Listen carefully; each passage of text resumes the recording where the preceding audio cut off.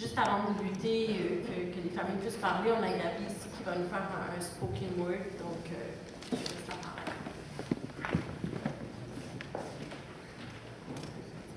Hello.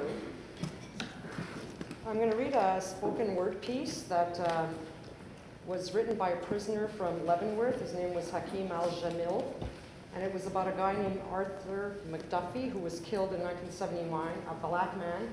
He was riding his bicycle in Miami when police chased him, knocked him off his bike, and beat him to death, crushing his head with billy clubs and flashlights. During the trial that followed, all the police were found not guilty. The black community launched a massive rebellion that rocked Miami and sent shockwaves throughout the country. So a friend of mine and I, she's over there, we took poetic liberty a little bit, and we tried to sort of contextualize it in Montreal. So we've taken this poem and sort of added Montreal context, but it was till 1995. So some of the names are not going to be on here, but feel free to scream out whatever names you think we should include. So it's called Who Killed McDuffie?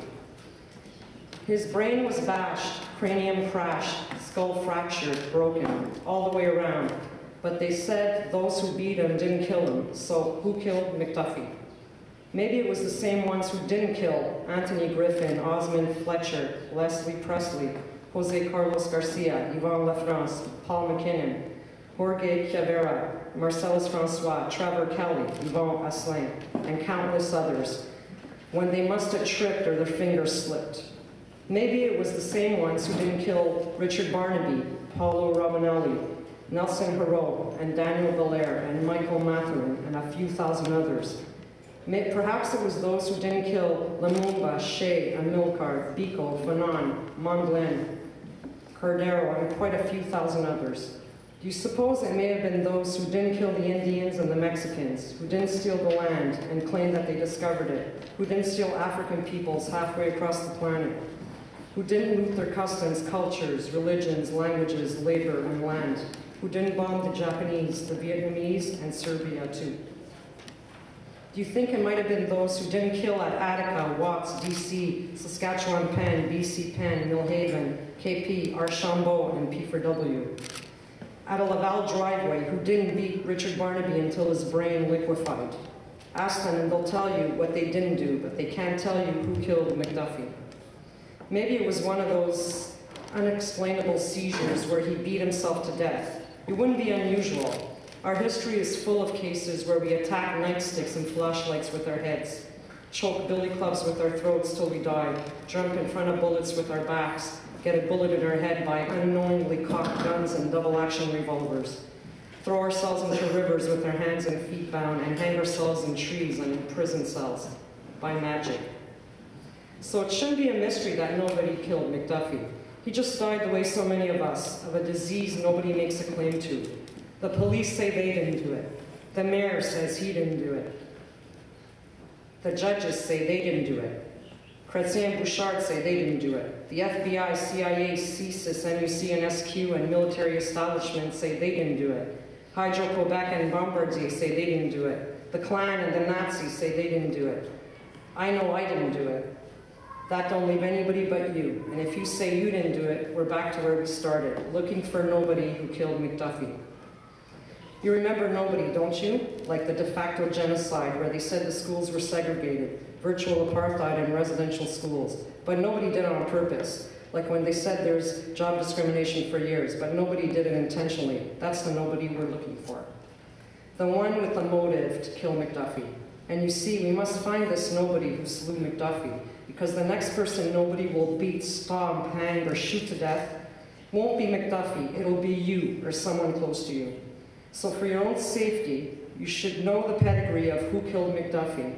You should remember all those forgotten who died of a disease no one makes a claim to, so we won't be asking who killed you.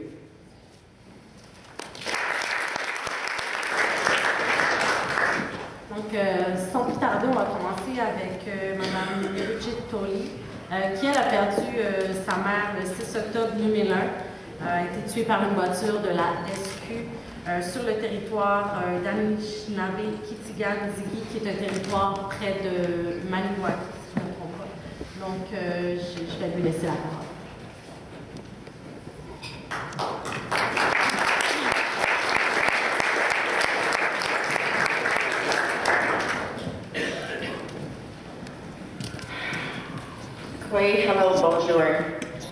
My name is Bridget Tolley.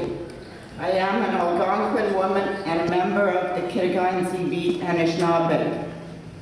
I am the daughter of Mrs. Gladys Tolley, who was fatally struck on Highway 105 by a patrol car driven by two Sûreté du Québec police officers on October 5, 2001 at approximately 11:30 p.m. Since that fateful night, I feel like I have been living in a bad dream, one I cannot wake from. On the night of my mother's death, the SQ called the Kitigan-Zibi Band Police, which has jurisdiction over the reserved matters.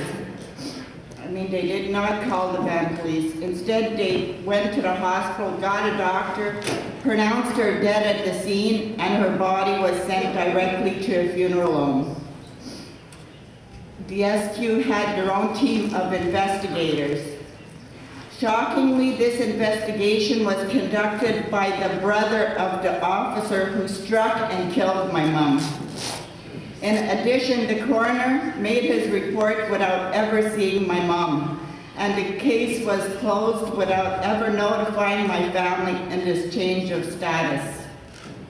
I feel that negligence on the part of the SQ officers led to my mother's death, and the resulting investigation did not follow accepted practices or procedures.